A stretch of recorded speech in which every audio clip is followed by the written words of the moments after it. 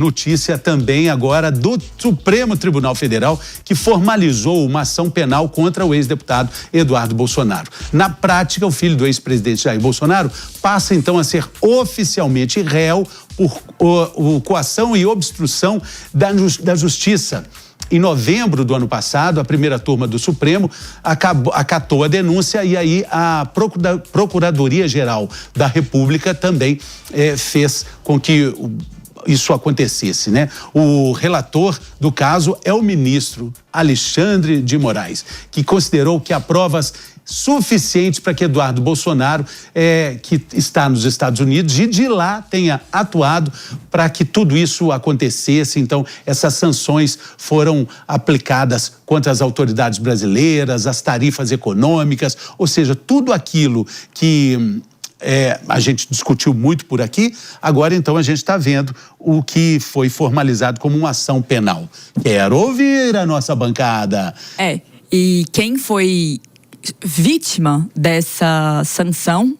O ministro Alexandre de Moraes, que foi enquadrado na Lei Magnitsky, que é dita como a lei da morte econômica, porque tem várias restrições. E quem é o relator?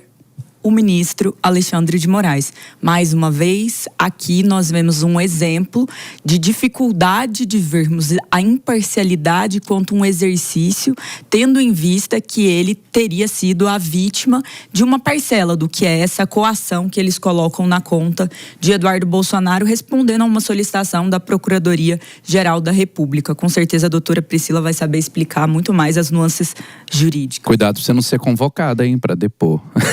E a grande discussão aqui também que fica é com relação à perda do mandato dele, né? Por quê? Porque ele tem um foro que a gente chama, a Constituição chama, o Código de Processo Penal também assim nomeia, que é o foro privilegiado, foro por prerrogativa de função. E aqui a gente precisa dizer que cada ano, vamos dizer assim, o STF muda o seu entendimento com relação à extensão, o lapso temporal do que seria então... Muita segurança jurídica. Há aqui uma insegurança jurídica, eu tô rindo, mas é de desespero. Por quê? Porque num ano X o STF fala, não, se ele fez durante a função e tem a ver com o seu mandato, então prevalece a prerrogativa de foro. Não, vamos mudar isso. Se ele não fez durante o mandato, perdeu o mandato, a gente retorna para a instância que seria a competente. Então, fica essa insegurança jurídica. Por quê? Porque ele perdendo ali, né, com a perda do mandato, a gente vai ter mais uma discussão se vai ter a permanência desse julgamento por obstrução da justiça e coação no STF. Outra coisa, as pessoas estão dizendo, mas ele está fora do país, não há problemática alguma, tendo em vista que, como ele foi citado, que rapidamente, se vocês quiserem, eu posso explicar até para a nossa audiência, quando a pessoa está fora do país, em lugar sabido, ele é citado por carta rogatória.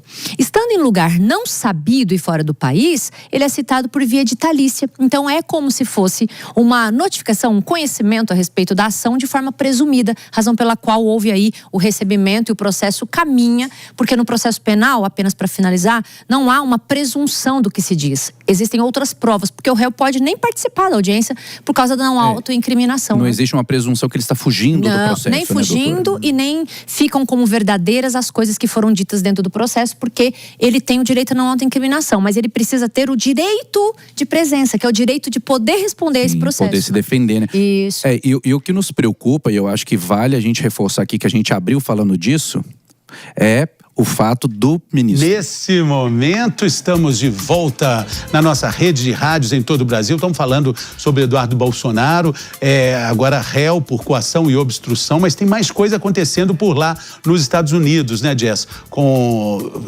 outras decisões que envolvem personagens de todo esse histórico que nós estamos falando aqui. O ex-diretor da ABIN e também da ex-deputado agora, Ramagem, ele saiu do Brasil alegando perseguição política, fugindo com a sua família, a esposa, as filhas, e agora a mulher dele está sendo convocada para trabalhar presencialmente novamente, e ela está alegando aí, vendo isso como uma situação de perseguição em relação ao esposo. O atestado não pegou, né?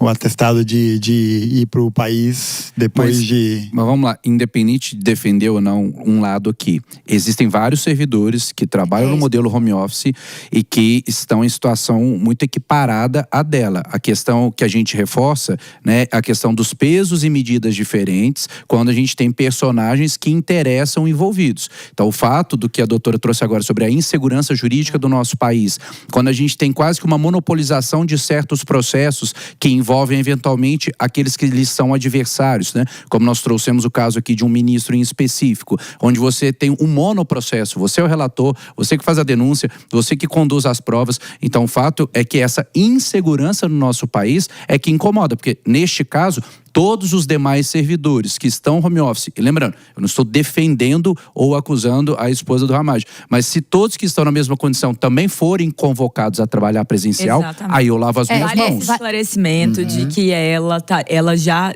explicou que trabalha desta forma desde 2016. Então, ela executa o teletrabalho desde 2016 e agora houve a solicitação, essa convocação para que ela pare. Por quê? No ano em que ela vai com o marido para os Estados Unidos, ela que não está sendo acusada, não está envolvida em nada, ela é convocada para trabalhar presencialmente. Então, obviamente, existe uma explicação aqui, uma lacuna aqui, que mostra um fator diferencial. Mas na verdade, só para poder dar um ponto, na verdade o processo jurídico envolvendo o julgamento, né, de suposta articulação de golpe de Estado envolvendo Alexandre Ramagem é com relação ao Alexandre Ramagem.